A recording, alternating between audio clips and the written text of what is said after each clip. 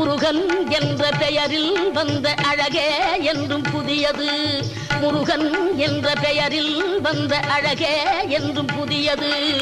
முறுவல் காட்டும் குமரன் கொண்ட இளமை என்றும் புதியது.